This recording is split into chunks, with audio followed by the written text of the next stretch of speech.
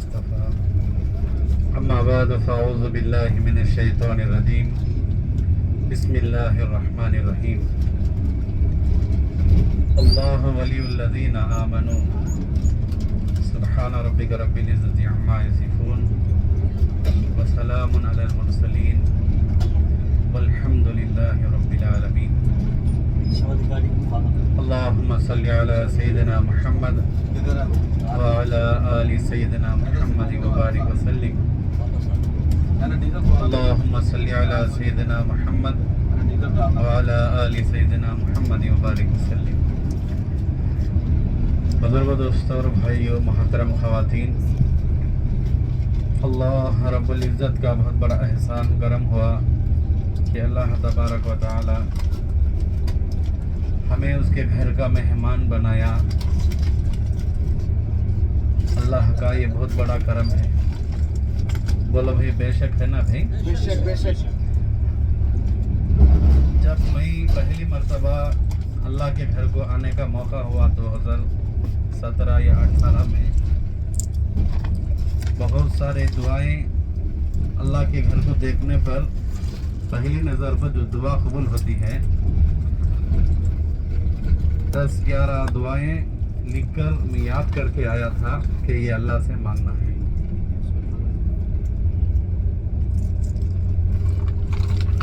تو اس کے بعد میں ہمارا سفر جس طرح سعودیہ میں آیا ہے، اسی طرح ہم سعودیہ میں آ کر فوراً ہمیں عمرہ کے لیے چلے گئے تھے۔ ایسے ہی پہلی نظر پڑی تو پورے دعائیں بھول گیا، بس یہ یاد رہی، یہ دل میں یاد آ رہا تھا، یہ بات آ رہی تھی، اے اللہ تو کتنا بڑا مہربان ہے، میں کتنا بڑا گنہگار ہوں۔ یہ پورے سفر میں یہی بات مجھے یاد آتی تھی۔ یہ پورے سفر میں پہلی جو سفر ہوا ہمارا، کیونکہ ہم کون ہیں، ہم کیا ہیں، اللہ جانتے ہیں، ہم جانتے ہیں۔ اللہ تعالیٰ نے ہمارے گناہوں کو پردہ ڈال کر ایسے بڑے مقدس مقام پر اللہ پاک نے قبول کیا، تو ہمیں دل و جہاں سے اللہ کا شکر ادا کرنا نہیں کرنا بھائی۔ لَإِن شَكَرْتُمْ لَأَزِيدَنَّكُمْ وَلَإِن كَفَرْتُمْ إِنَّ عَذَابِي لَشَدِيدٌ۔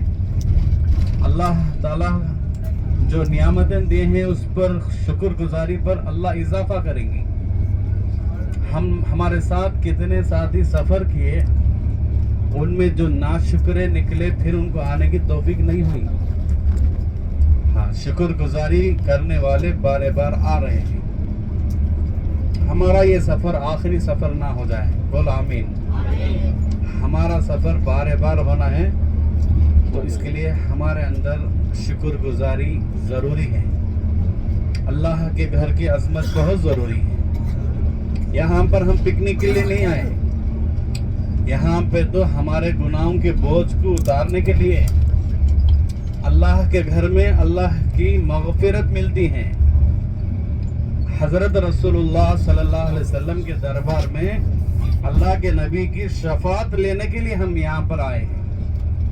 ایک اونچا مقصد ہے ہمارا، اللہ کا یہاں بلانا کچھ نہ کچھ دینے کے لیے اس کے دربار میں بلایا ہے۔ حالانکہ ہمارا آنکھیں گنہگار ہیں، ہمارا دماغ گنہگار ہے، ہماری زبان گنہگار ہے، ہمارے رواں گنہگار ہیں۔ ہم کون ہیں ہم جانتے ہیں، اللہ جانتے ہیں۔ اللہ پاک نے ہمیں قبول کیا، اس کے لیے شکر گزاری بہت ضروری ہے۔ جس طرح شروع سے آپ کے پاس یہ بات بتائی جا رہی ہے، ہمارے حضرت مولانا پیر ذوالفقار صاحب دامت برکاتہم، یہ سفر میں 3 چیزیں نہیں ہونی چاہیے، ناشکری نہ ہو۔ بھائی ہم لوگ جو یہاں اللہ کے گھر کو آئے ہیں، کس کے مہمان ہیں؟ ذرا مرد حضرت بلند سے بولیں، کس کے مہمان ہیں؟ تو میزبان اللہ ہے،